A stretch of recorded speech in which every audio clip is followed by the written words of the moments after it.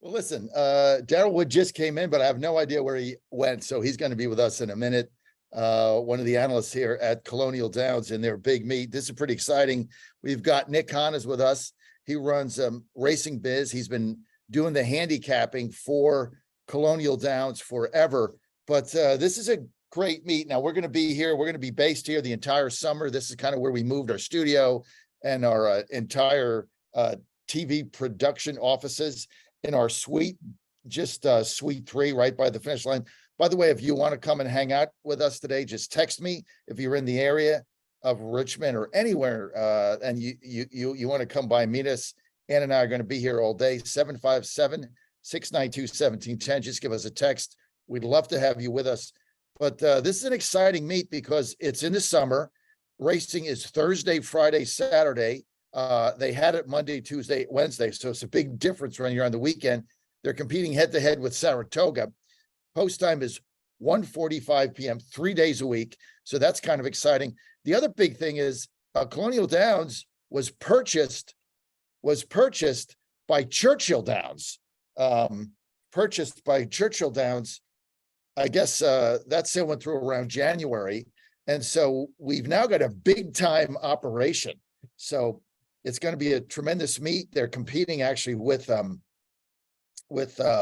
Saratoga in this summer, but we understand the first 2 days here, Thursday and Friday, handles was up, off track betting was up. So this thing they got some great horses. There's 2 major races. The Arlington, which is an international race, is tremendous here. That's in the middle of August. And then there's of course the Virginia Derby, which is always big at the end. And I'm going to turn it over now to Darrell Wood, who's been handicapping and doing promotional analysis for Colonial Downs forever. In fact, when I first met Darrell, I was the editorial director of the Tribune Company in Newport News. And being in the business, I was frustrated that we didn't cover a racetrack that was like 15 minutes from our paper. And so I got that straightened out.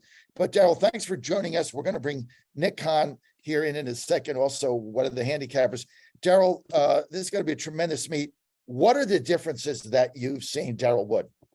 Well, I think first of all, John, the last 3 years, racing took place on a Monday, Tuesday, Wednesday, and it gave Colonial Downs a real niche in the marketplace nationally, and the handle was fantastic.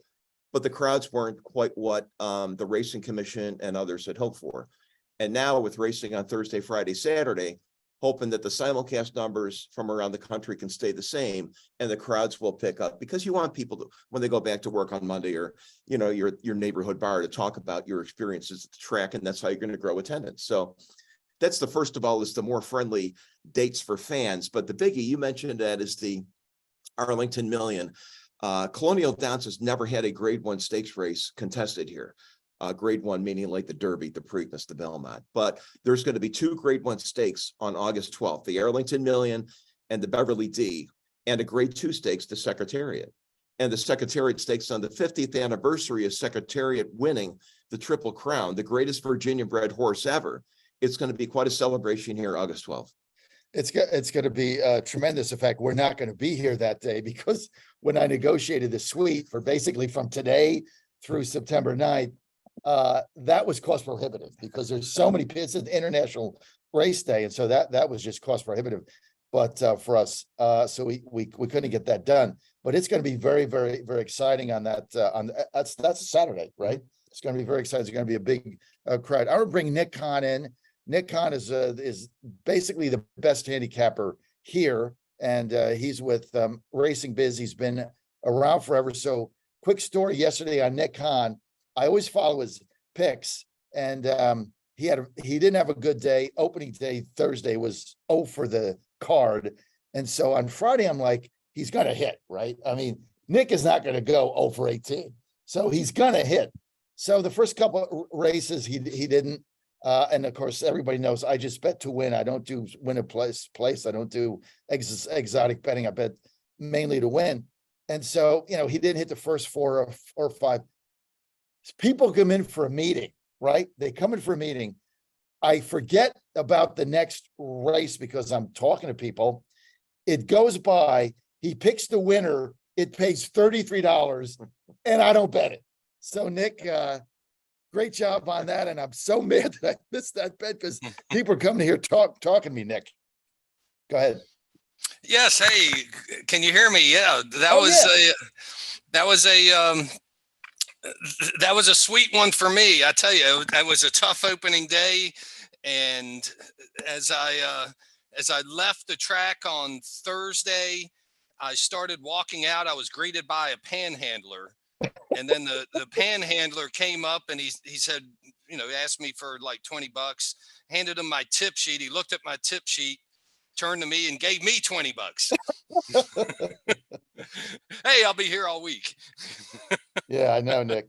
So look, I mean, you've been coming here like Darrell forever at Colonial Downs. And of course we were dark for a while when we went through the Jacobs transition where he gave his license up and was fighting, couldn't get the deal done with the thoroughbred. So there was a 3 or 4 year period where this beautiful racetrack was dark. They talked about tearing it down and putting in, making it into a golf course or something. What is the difference? What have you seen in this meet that's different from all the past ones, Nick, that you've been at? Well, obviously Churchill comes into the fray. This is their honeymoon in Virginia with their meet and their ownership of Colonial Downs. And of course the purse money, the HHR machine is a little bit different. That's one thing I think that has allowed Colonial to move back to the weekends. They're not as dependent on off-track handle. The HHRs are a bigger part of the equation. And so they can kind of race a little bit more when they want. It's more of a matter of, do you really want to go up against Saratoga? Do you have like some personnel issues with going head to head with Laurel down the street? There's so much racing going on right now. And Colonial is in a little bit of a box. This is the best stand of grass in Virginia. It's probably the best stand of grass on any track in North America. And it's limited to a window of June 1st to October 31st when the Bermuda is green. Otherwise, it turns white. It's not ready. The turf burn is a very famous event that they hold here in the spring to help get the turf course ready. So they're kind of limited in what they can do without, doing some sort of dramatic change. And it's just working very well. It has a great reputation for safety, and which is important in this day and age. Well, also, and I'm going to get to Darrell here. Also, people forget that remember the big COVID bill that got passed in Congress? People forget that the Democrats slipped in and the Republicans slipped in a HISA bill, Darrell, right? And can you talk a little bit about that and the impact that it's having on the game? Well, it's an ongoing trend. It's being rolled out in different phases. So there was a meeting here this past week with all the jockeys and trainers and owners about the HISA regulations, but it's a work in progress. It's all meant in the safety of the game, which is in the safety of the horse is paramount. So that's why it's going to be good for the business, and it'll be continued to roll out. And we've got a great safety record here. We've had 5 breakdowns in 4 years. So our surfaces here are phenomenal. The turf course is the second widest in the country, and the dirt track is 1.25 miles around, second only to Belmont at 1.5 miles. So these guys work these surfaces year round, 365 days a year, to make sure that for this 9-week meet that it is pristine, and you can see outside it's gorgeous and it's safe. And Darrell, one thing I want to get to too about the safety is this is known as probably the best turf course for thoroughbreds in America. So what happens when you ship out of here September 9th? What happens? Because if you've got a turf horse, you're fine here, but then you can't find that in Maryland. You're not going to find it in Pennsylvania. So that you're not going to find it in New York. So then where do you go? Well, I know for horsemen that come here, that's always been the drawing card since 1997, because other tracks don't have as wide a turf course, and maybe only the better horses get to compete on grass.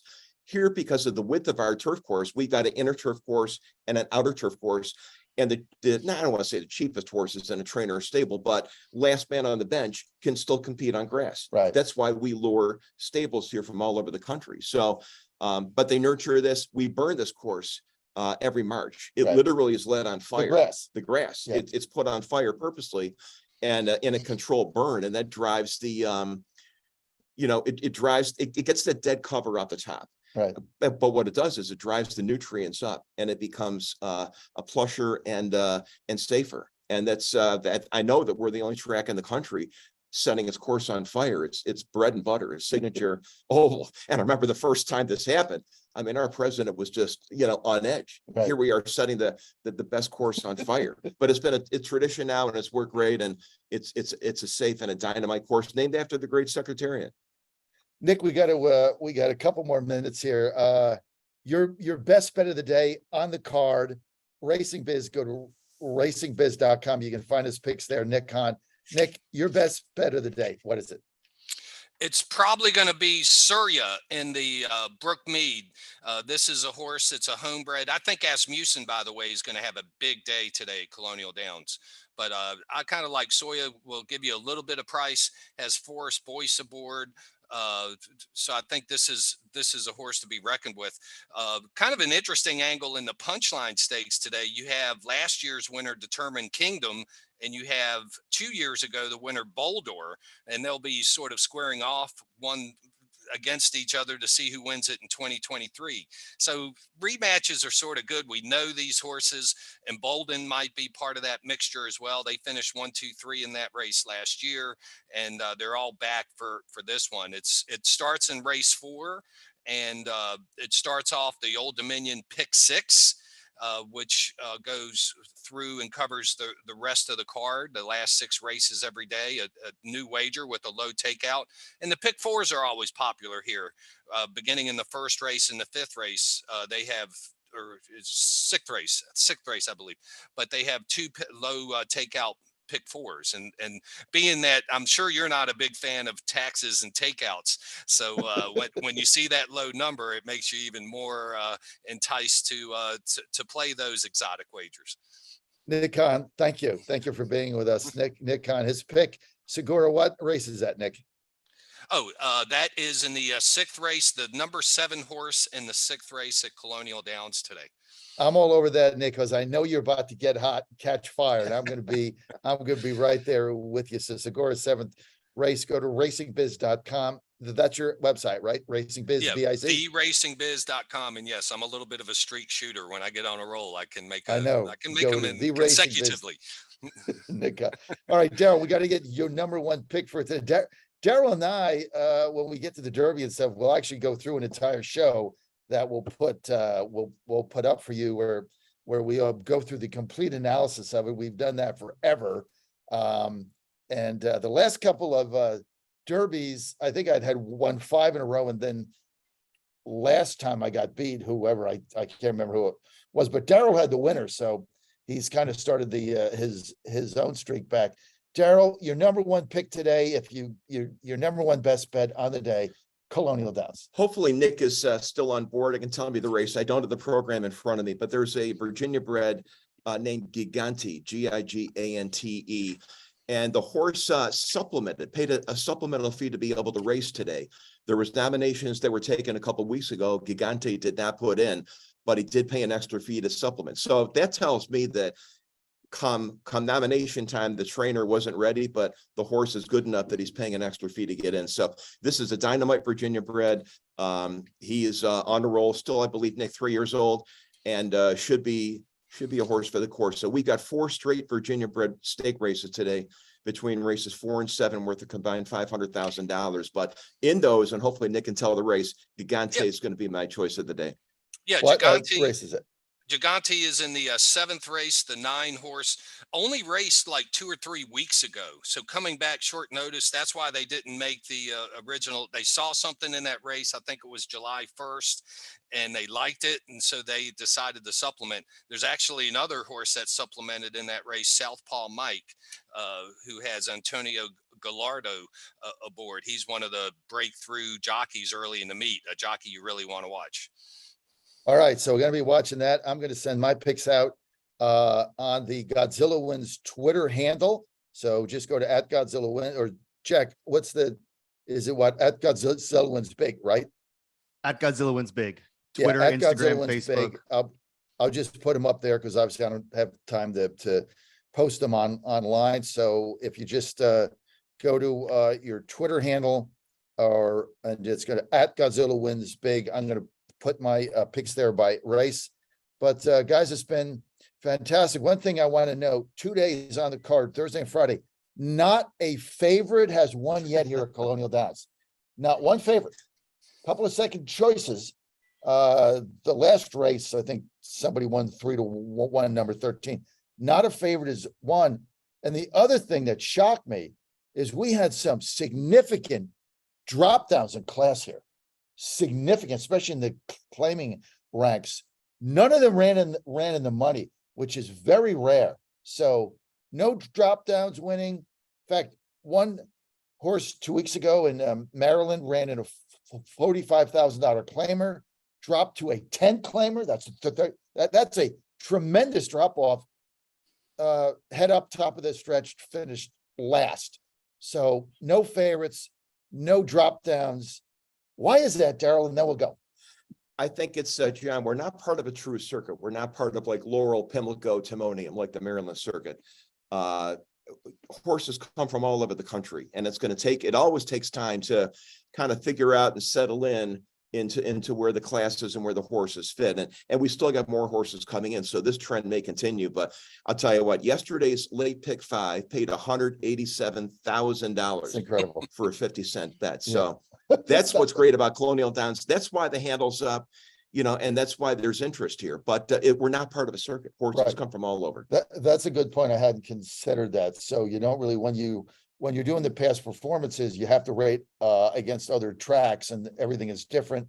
So you're not part of the circuit. Also, as Nick mentioned, one of the biggest benefits here is the takeout handle from the state of Virginia is lower than anywhere where else, which means you get bigger payouts. That's one of the draws. I want to thank Nick Hahn for being with us at theracingbiz.com. I want to thank my good friend Darrell Wood. What was it we met? I was with the Tribune Company and we came in, remember that meeting we had? I took the sales director with us. He didn't even know. And that had to be 2010, right? Well, or 11. You were a standardbred guy, so I took a liking to you. Yeah, that was, I don't know, 12, 13 back, and we finally, I convinced the sports editor at our paper to cover the track that was 15 minutes away. So that was that was my claim to fame there. Darrell Wood, thank you. Thanks, Jack. We'll see you all May long. Okay, back to Jack. Thank you, Darrell and Nick, for that incredible segment on Colonial Downs. Look, if you're in Virginia, go ahead and pop over to Colonial Downs and enjoy some of the horse racing there. We love Colonial Downs.